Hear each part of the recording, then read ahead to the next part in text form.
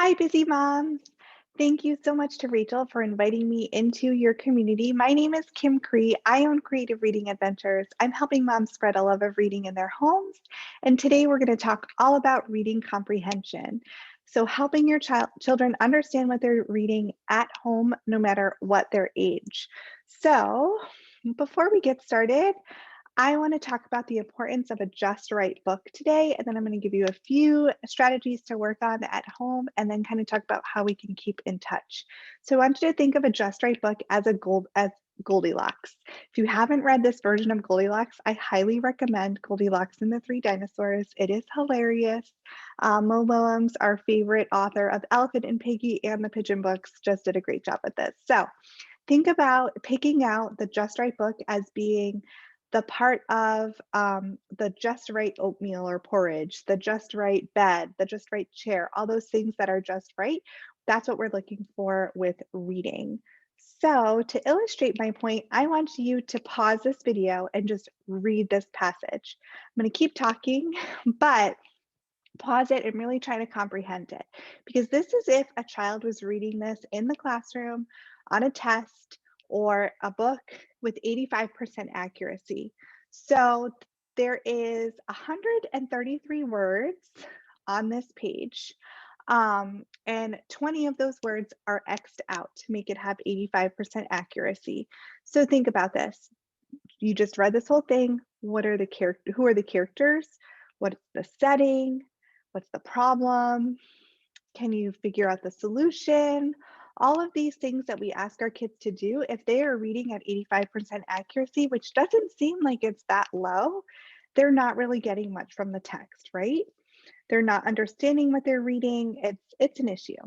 So if you pause again, you'll notice with 90% accuracy, you can understand a little bit more about the story in this case. Um, you're still not picking up on everything, but maybe with a little bit of teacher or mom support, you might understand the story a little bit better.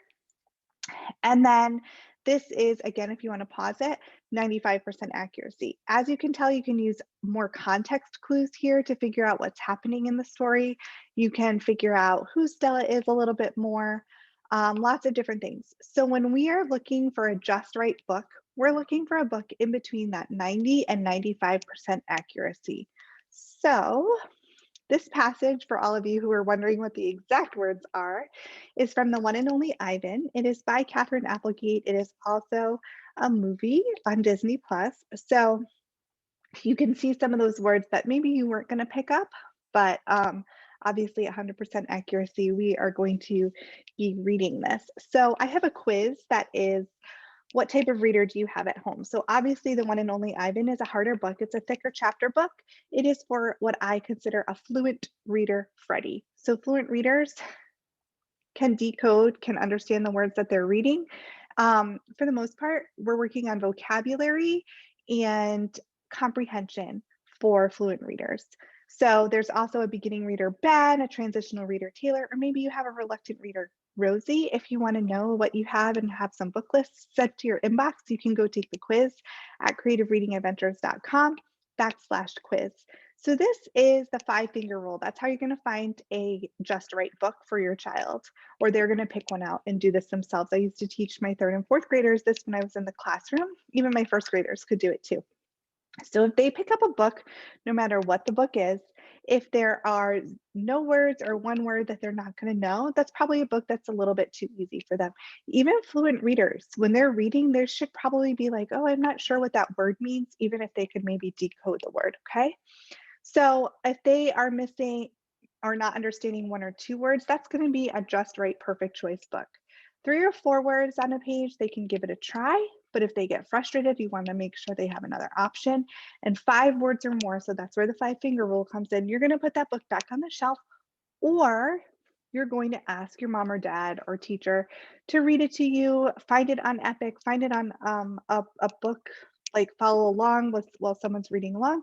Find a different way of consuming that information, because while it's important, especially for low readers, to read books on their level, It's also important that they're reading books that they're interested in. I don't know if your child has ever gone through a phase where they're obsessed with something. I have two boys.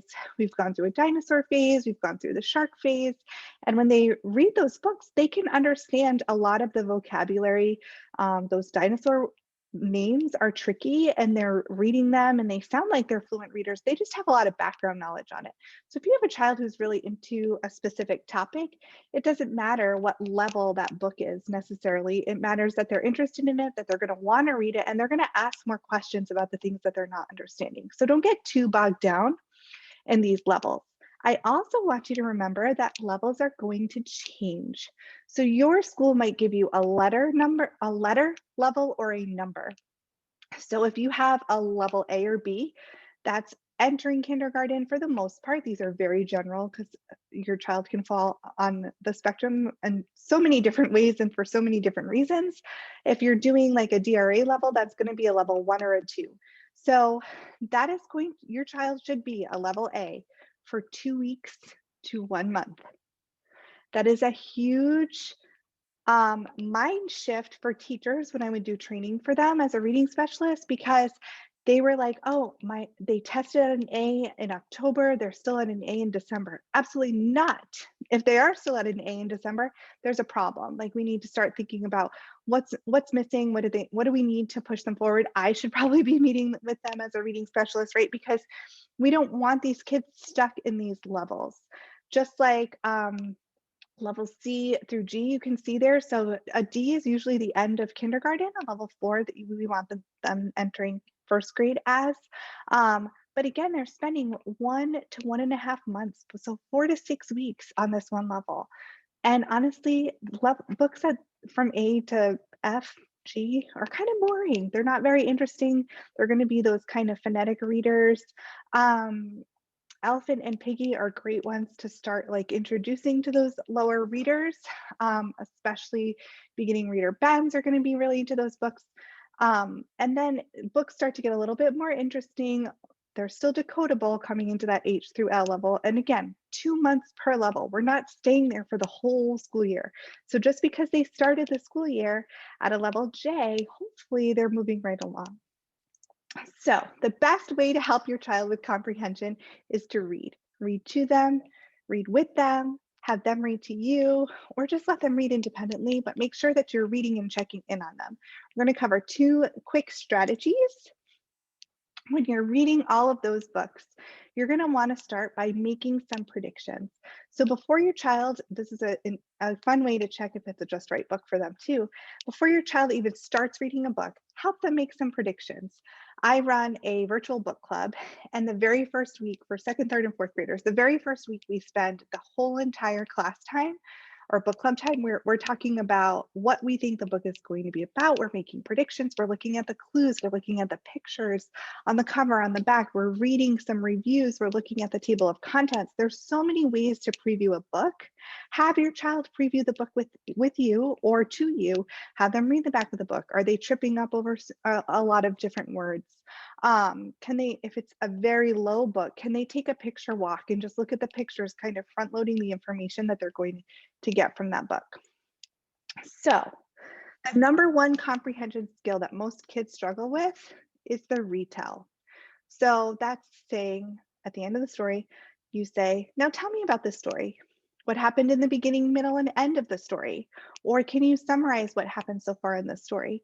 Tell me about the characters, the setting, the problem, the solution. So your really focus here is kind of summarizing the whole book. That being said, when you're reading with your child, you don't want it to sound like a reading assessment every time. So use these prompts sparingly. If you're reading a chapter book and you're kind of getting towards the middle, just stop and be like, oh, what happened at the beginning again? And kind of do those quick little comprehension checks. If you take that what type of reader do you have quiz, I actually have a comprehension bookmark that you can stick in your chapter books, and it kind of gives you a few prompts that you can use in any book to ask your child questions to make sure they're comprehending what they're reading. I'm sure it comes as no surprise if retell is a difficult fiction skill, that the number one nonfiction comprehension skill that most kids struggle with is main idea. And on these reading assessments, on these tests, they ask that main idea question in so many sneaky, tricky ways.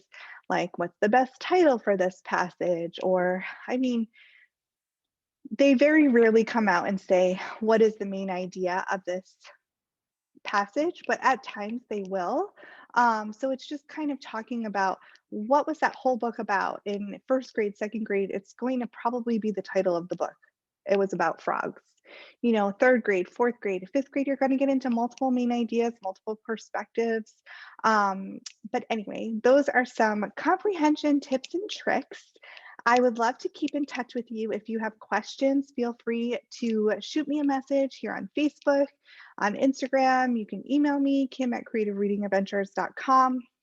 I'd love for you to take the What Type of Reader Do You Have quiz. And then, like I said, I'll send you that book list, some strategies to work on specifically for that type of reader, because this was kind of a broad overall thing about reading comprehension. So I would love, love, love to hear from you. Let me know how reading comprehension is going in your home, if you're picking just right books, and have fun reading. Thank you.